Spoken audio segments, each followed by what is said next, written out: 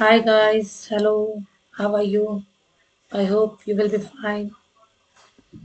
चलो हमारे चैप्टर में बहुत सारा पार्ट कंप्लीट हो गया था लेकिन कुछ बचा है, लास्ट पार्ट है, उसको भी कंप्लीट कर लेते हैं जल्दी जल्दी।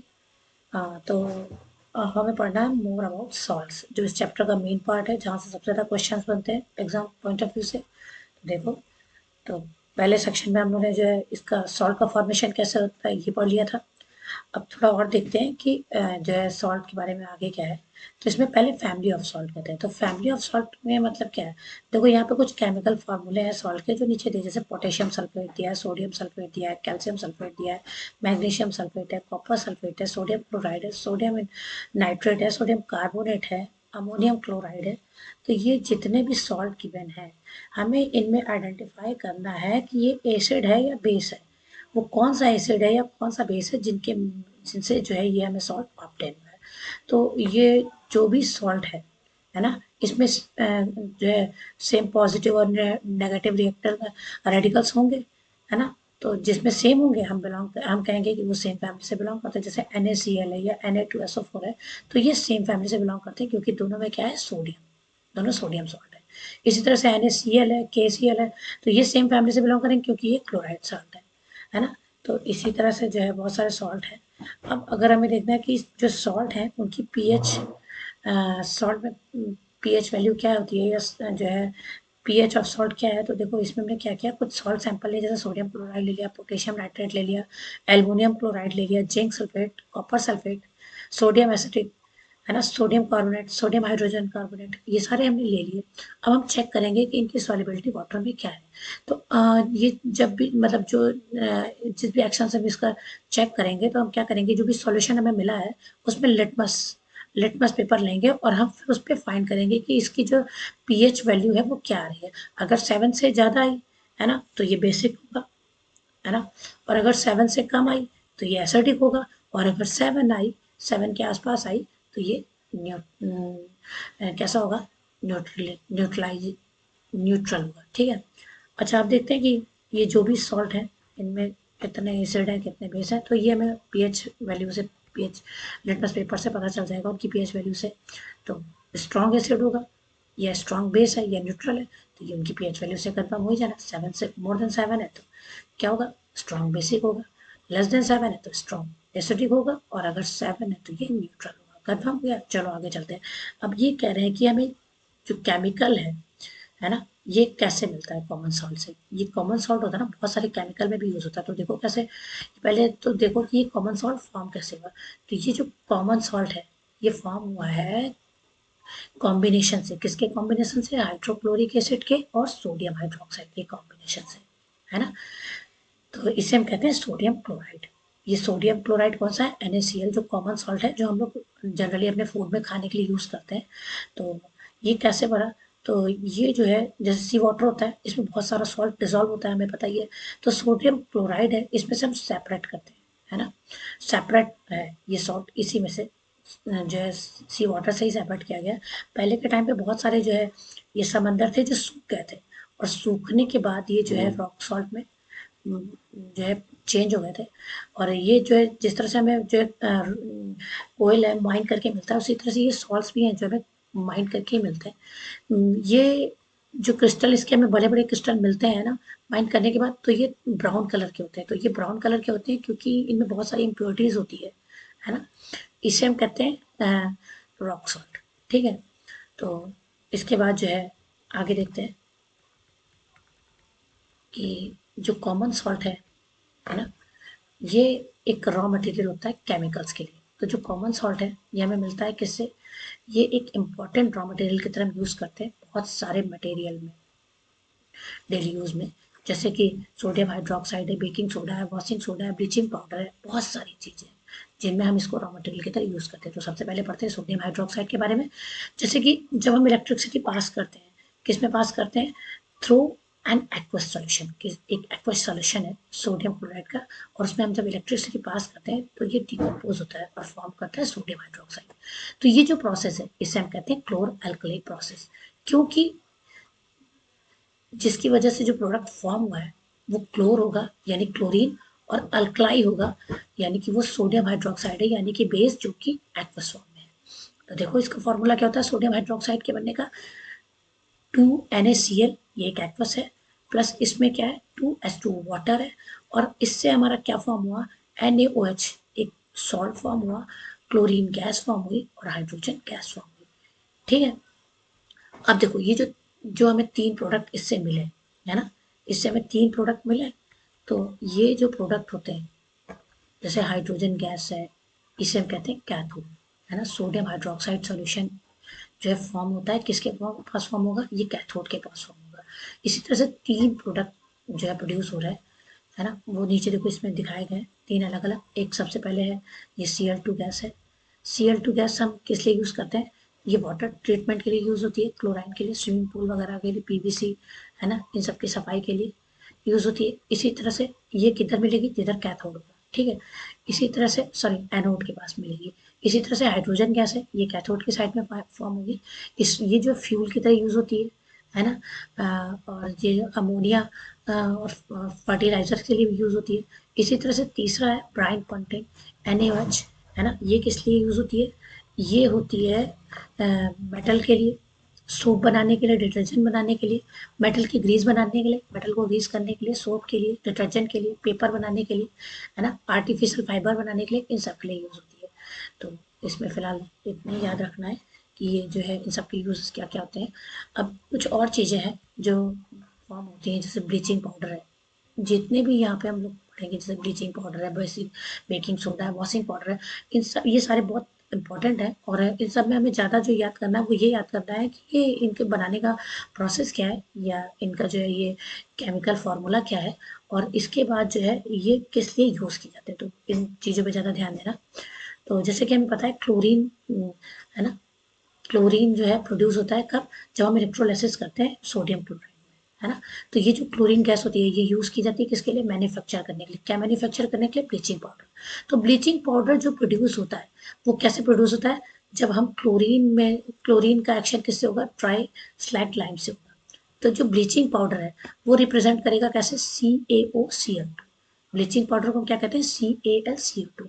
तो देखो ये जो कैप कंपोजिशन है ये कैसे लिखेगा, तो देखो CaOH2 प्लस Cl2, इसमें क्लोरीन डाला तो यहाँ से हमें क्या मिला, CaOCl2, और साथ में क्या मिला, H2O, ये फॉर्म हुआ।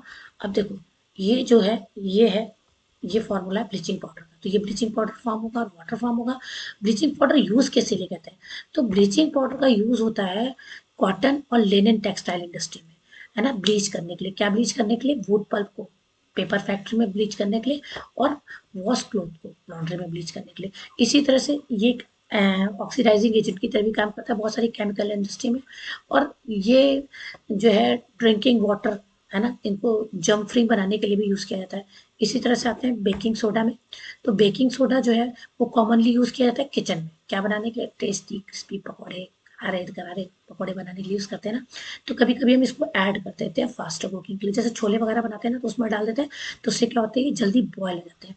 तो केमिकल नेम जो है इसके कंपाउंड का वो क्या है, सोडियम हाइड्रोजन कार्बोनेट, NaHCO3। तो ये प्रोड्यूस होता है यूज करने से सोडियम क्लोराइड को, है ना, सोडियम क्लोराइड हम इसमें as a raw material use करते हैं। तो देखो यहाँ पे NaCl ये कॉमन सॉल्ट है ना, इसके बाद H2O है, CO2 है, और प्लस अमोनिया NH3 है। तो देखो यहाँ पे क्या फॉर्म हुआ, NH4Cl अमोनियम क्लोराइड फॉर्म हुआ, और NaHCO3 यानी कि सोडियम हाइड्रोजन कार्बोनेट फॉर्म हुआ। तो अब ये किस लिए यूज किया जाता है, तो इसका यूज देख लो। इसका यूज हम करते हैं बेकिंग पाउडर बनाने में, है ना। बेकिंग पाउडर कैसे बनता है, बेकिंग पाउडर जो होता है वो मिक्सचर होता है, किसका मिक्सचर होता है, बेकिंग सोडा का और माइल्ड एडिबल एसिड जैसे कि टार्ट्रिक एसिड का। तो जब बेकिंग पाउडर को हम हीट करते हैं, है ना, या मिक्स करते हैं वाटर में, तो क्या रिएक्शन होता है, तो देखो ये होता है जैसे NaHCO3 है ना, और जो है H प्लस, ठीक है, किसी भी एसिड में डाला, तो इसमें क्या होगा, CO2 बनेगी, H2O वाटर बनेगा, और एक सोडियम सॉल्ट जो है ऑफ एसिडिक फॉर्म होगा। तो ये जो कार्बन डाइऑक्साइड है ना, कार्बन डाइऑक्साइड प्रोड्यूस होगी इस रिएक्शन में। इसके बाद देखो ये जो इसके बाद ये देखो, ये जो कार्बन डाइऑक्साइड प्रोड्यूस होगी और ये क्या करेगा, इसकी वजह से जो ब्रेड होगी या केक होगा वो थोड़ा सा सॉफ्ट और स्पंजी हो जाएगा। इसके अलावा देखो, जो सोडियम हाइड्रोजन कार्बोनेट है वो एक इंग्रेडिएंट की तरह भी यूज करते हैं जब एंटी एसिडिक कुछ बनाना होता है, जैसे कि जो बीइंग एल्कलाइन, जैसे कि कभी कभी पेट में गैस बन जाती है तो ये न्यूट्रलाइज करता है हमारे एक्सेस एसिड को जो हमारे पेट में बनी है और हमें रिलीफ भी प्रोवाइड करता है। और ये यूज किया जाता है सोडा एसिड की तरह, है ना, सोडा एसिड फायर एक्सटिंग्विशर की तरह भी यूज किया जाता है। अब आते हैं वॉशिंग सोडा पे। वॉशिंग सोडा क्या है, ये भी एक केमिकल है और ये ऑप्टेन होता है हमें सोडियम क्लोराइड से, है ना। तो ये जो है जैसे Na2CO3 10H2O, ये वॉशिंग सोडा का फॉर्मूला है।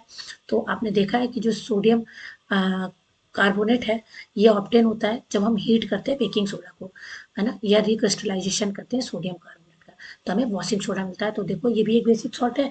देखो यहाँ पे सोडियम कार्बोनेट Na2CO3 और इसमें डाला 10 मॉलिक्यूल्स ऑफ H2O वाटर के, और उसके बाद हमें क्या मिला, हमें मिला Na2CO3 10H2O, यानी कि वॉशिंग सोडा मिला। अब वॉशिंग सोडा का यूज हम कहाँ कहाँ करते हैं, तो देखो ये वॉशिंग सोडा का यूज होता है सोडियम कार्बोनेट, है ना, ये ग्लास सोप और पेपर इंडस्ट्री में यूज किया जाता है।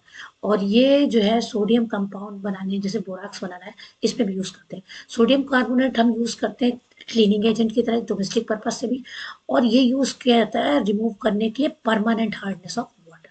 तो ध्यान रखना सबसे मेन है कि ये जो परमानेंट हार्डनेस होती है वाटर की, उसको रिमूव करने के लिए भी यूज करते हैं, ठीक है। अब इसके बाद आता है नेक्स्ट टॉपिक हमारा कि जो ये क्रिस्टल है ना सॉल्ट के, तो क्या ये सच में ड्राई होते हैं, तो ये ड्राई होते हैं या नहीं, इसके लिए हमने एक एक्टिविटी की। तो हमने क्या किया, यहाँ पे हीट किया कुछ क्रिस्टल्स को कॉपर सल्फेट के, है ना, इन अ ड्राई बॉइलिंग ट्यूब, एक बॉइलिंग ट्यूब लिया सूखी हुई, और उसमें हमने डाले कुछ कॉपर सल्फेट के क्रिस्टल, ठीक है। नीचे देखो एक बर्नर है, उससे हम हीट कर रहे हैं इसको। तो सबसे पहले तो what is the colour of copper sulphate, तो जब कॉपर सल्फेट है पहले तो इसका कलर ब्लू होता है ना। फिर हीट करने के बाद क्या होता है, तो हीट करें तो उस समय तो ब्लू है, लेकिन फिर हम अचानक से नोटिस करेंगे कि ये जो टेस्ट ट्यूब है इसमें हमें कुछ वाटर ड्रॉपलेट्स दिख रही है। तो ये वाटर ड्रॉपलेट्स आई कहाँ से, तो ये जो है इसमें वाटर मॉलिक्यूल्स की प्रेजेंस की वजह से ही आई है। तो जो कॉपर सल्फेट क्रिस्टल है ना, ये जो है जो ड्राई दिख रहा है इसमें कुछ कंटेन ऑफ वाटर भी है ना। तो जब हम हीट करते हैं क्रिस्टल को तो ये वाटर रिमूव होता है, और ये जो सॉल्ट है वो टर्न हो जाएगा ब्लू से किस में, व्हाइट में टर्न हो जाएगा। तो ये जो मॉइस्ट था, है ना, मॉइस्चर थी क्रिस्टल की, ये जो है वाटर की वजह से ही थी, है ना। तो इस तरह से जो ये क्रिस्टलाइजेशन हुआ इसका, इसमें fix number of water molecules present होते हैं, है ना, एक फॉर्मूला ऑफ यूनिट सॉल्ट में। तो मान लो 5 वाटर मॉलिक्यूल है प्रेजेंट होंगे इन 1 यूनिट ऑफ कॉपर सल्फेट में। केमिकल फॉर्मूला जो है इसका हाइड्रेट कॉपर सल्फेट का, वो क्या है, CuSO4 5S2, किसमें होगा, एक यूनिट में होगा। तो अब देखो कि जो ये सॉल्ट होता है ना, इसमें क्या होता है, इसमें जो वाटर होता है वो जब वाटर क्रिस्टलाइजेशन होता है तो इससे क्या है, ये जिप्सम जिप्सम बनाता है ना, जिप्सम में होता है ये असर। तो ये जैसे कि 2 वाटर मॉलिक्यूल्स होंगे वाटर के इस क्रिस्टलाइजेशन में, एक केमिकल फॉर्मूला है इसके लिए, देखो जैसे CaSO4 2H2O है, ये क्या है, ये जिप्सम का फॉर्मूला है, ठीक है। इसके बाद देखो पीओपी आता है, plaster of Paris. Plaster of Paris में क्या है कि अगर हम इसको हीट कर दें जिप्सम को हमने हीट किया मान लो 373 केल्विन पे, है ना, तो ये लूज करेगा वाटर मॉलिक्यूल और क्या बन जाएगा, कैल्शियम सल्फेट हैमी हाइड्रेट बन जाएगा। तो देखो हैमी हाइड्रेट हेमिस्फेयर होता है हाँ, इसी तरह से ये हाफ बन गया, तो ये क्या बन गया, CaSO4 हाफ H2O। तो इसे ही हम कहते हैं, क्या कहते हैं, पीओपी या प्लास्टर ऑफ पेरिस।